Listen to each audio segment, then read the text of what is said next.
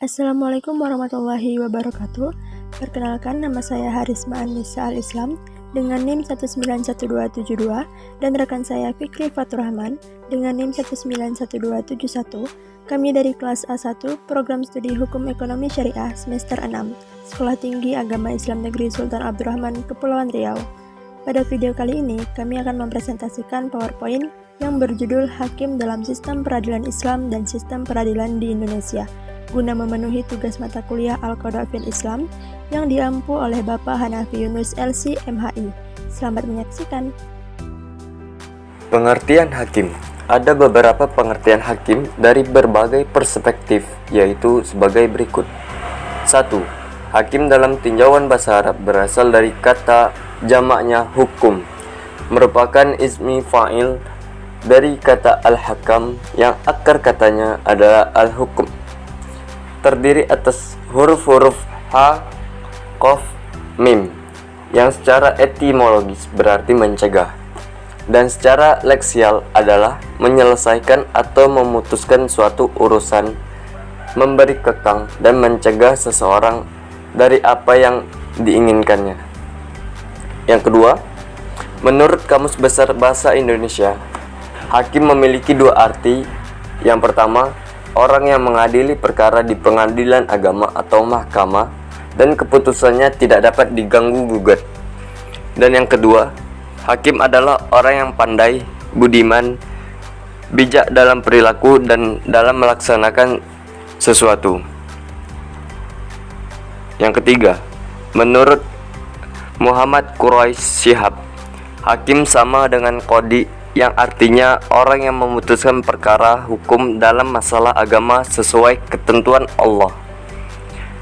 Dan yang keempat, Abdullah Sani memberikan pengertian hakim dalam konteks negara Republik Indonesia, yaitu jabatan yang diberikan kepada pegawai negeri sipil yang ditetapkan, diangkat, dan diberhentikan oleh presiden yang bertugas sebagai pimpinan sidang di pengadilan agama, memeriksa dan mengadili suatu perkara, menetapkan putusan-putusan yang berkenaan dengan undang-undang.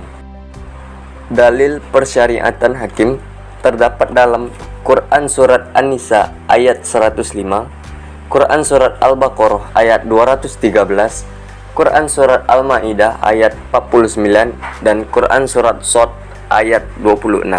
Syarat-syarat hakim menurut 4 ulama mazhab.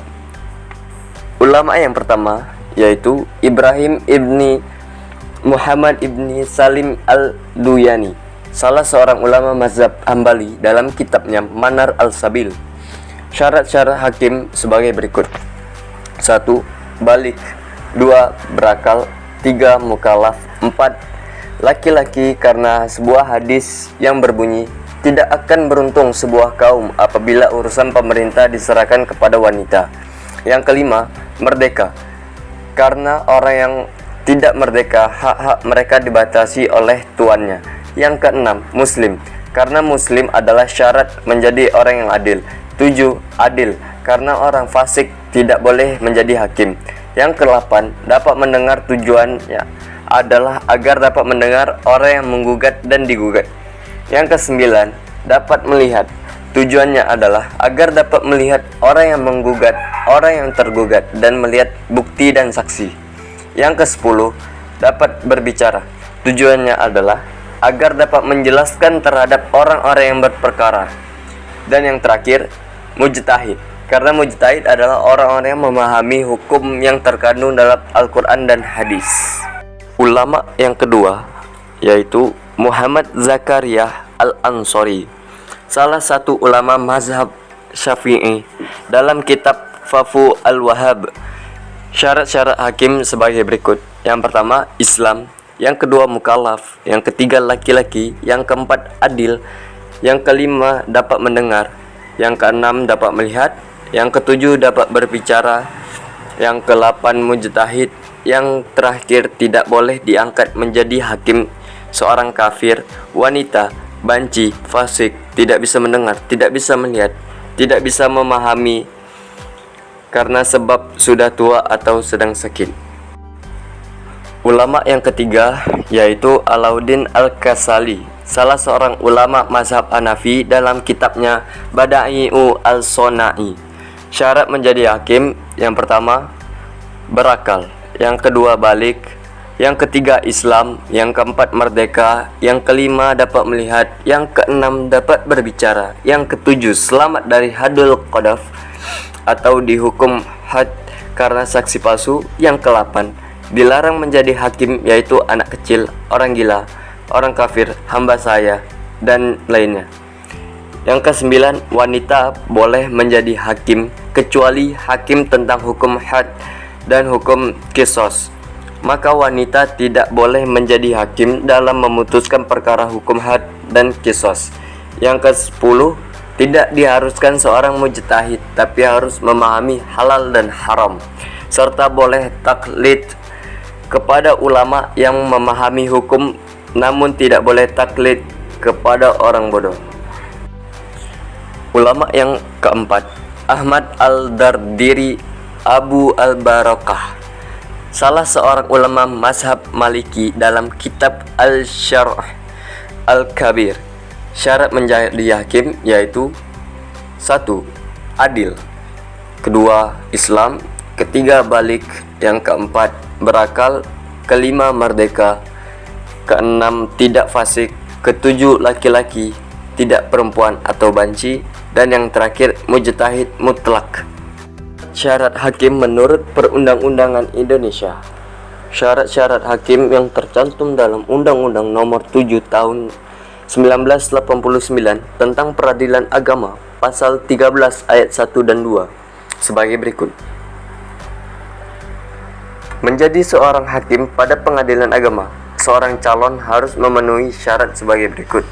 Yang pertama, warga negara Indonesia; yang kedua, beragama Islam; yang ketiga, bertakwa kepada Tuhan Yang Maha Esa; yang keempat, serta kepada Pancasila dan Undang-Undang Dasar 1945; yang kelima, bukan mantan anggota organisasi terlarang Partai Komunis Indonesia, termasuk organisasi masanya, atau bukan seseorang yang terlibat langsung dalam gerakan kontrarevolusi atau G30 SPKI; yang keenam, sarjana syariah atau sarjana hukum yang menguasai hukum Islam; yang ketujuh, berumur serendah-rendahnya 25 tahun; dan yang terakhir, berwibawa, jujur, adil, dan berkelakuan tidak tercela. Selanjutnya adalah bilangan hakim. Yang pertama, Imam Malik mengatakan dalam syarat-syarat menjadi hakim bahwa hakim itu satu orang dalam satu kota, sedangkan Imam Syafi'i memperbolehkan 2 orang hakim dalam satu kota, apabila masing-masing hakim tersebut ditentukan wewenang dan tugasnya. Apabila dilihat dari syarat kebebasan bagi masing-masing hakim, maka hal ini ada 2 pendapat, yaitu diperbolehkan atau dilarang. Yang kedua, perselisihan antara fuqaha mengenai hakim yang buta huruf. Sebagian berpendapat diperbolehkan karena Nabi SAW adalah buta huruf dan menjadi hakim. Sedangkan sebagian yang lain berpendapat bahwa seseorang yang buta huruf tidak boleh menjadi hakim dikarenakan kebolehan Nabi SAW dalam menjadi hakim hanyalah khusus bagi beliau yang mendapatkan mukjizat. Selanjutnya ada sebab pemakzulan hakim. Menurut mazhab Syafi'i, pemerintah mempunyai hak memberhentikan hakim yang ia angkat apabila ada sebab yang menghendakinya, dan tidak dibenarkan tindakan pemberhentian tanpa ada sebab yang menghendaki. Sebab pemakzulan hakim diatur dalam Peraturan Mahkamah Konstitusi Nomor 4 Tahun 2012 tentang tata cara pemberhentian hakim konstitusi, Pasal 2, yang mengatakan bahwa pemberhentian hakim terdiri atas pemberhentian dengan hormat, tidak dengan hormat, dan sementara. Pemberhentian hakim dengan hormat, syarat-syaratnya yaitu: yang pertama, meninggal dunia; yang kedua, mengundurkan diri; yang ketiga, telah berusia 70 tahun; yang keempat, telah berakhir masa jabatan; yang kelima, sakit jasmani atau rohani selama 3 bulan berturut-turut. Selanjutnya yaitu pemberhentian hakim dengan sementara. Syarat-syaratnya adalah: yang pertama, memberikan kesempatan kepada hakim membela diri di hadapan majelis kehormatan; yang kedua, ada perintah penahanan; yang ketiga, dituntut di muka pengadilan dalam perkara pidana meskipun tidak ditahan. Yang terakhir yaitu pemberhentian dengan tidak hormat. Syarat-syaratnya yaitu: yang pertama, dijatuhi pidana penjara; yang kedua, melakukan perbuatan tercela; yang ketiga, tidak menghadiri persidangan selama 5 kali berturut-turut; yang keempat, melanggar sumpah jabatan; yang kelima, menghambat mahkamah memberikan putusan; yang keenam, melanggar larangan rangkap jabatan; Yang ketujuh, tidak lagi memenuhi syarat hakim. Dan yang terakhir, melanggar kode etik dan pedoman perilaku hakim konstitusi. Selanjutnya, hakim dalam sistem peradilan Islam. Hakim dalam sistem peradilan Islam menggunakan doktrin-doktrin dari Al-Quran, hadis, dan aqwal fuqaha. Hakim dalam peradilan Islam mencakup kewenangan umum dan berkewajiban memperhatikan aspek kehidupan manusia, terutama orang-orang lemah. Dikatakan oleh Abu Ya'la Al-Farah bahwa ada 10 wewenang hakim dalam menyelesaikan suatu perkara menurut peradilan Islam. Sedangkan hakim dalam sistem peradilan di Indonesia menggunakan sumber putusan dari Undang-Undang Dasar 1945, Perundang-undangan, Kitab Undang-Undang Hukum Pidana, dan Kitab Undang-Undang Hukum Perdata. Ketentuan hakim itu sendiri diatur dalam Undang-Undang Nomor 48 Tahun 2009 tentang kekuasaan kehakiman. Klasifikasi hakim dalam sistem peradilan di Indonesia dibagi menjadi 4. Yang pertama, Hakim Agung pada Mahkamah Agung. Yang kedua, Hakim Konstitusi pada Mahkamah Konstitusi. Yang ketiga, Hakim Khusus pada Pengadilan Khusus. Dan yang keempat, Hakim Ad Hoc atau Hakim Sementara. Baiklah, cukup sekian presentasi dari kami. Mohon maaf apabila terdapat kesalahan kata dan pengucapannya, dan terima kasih. Wassalamualaikum warahmatullahi wabarakatuh.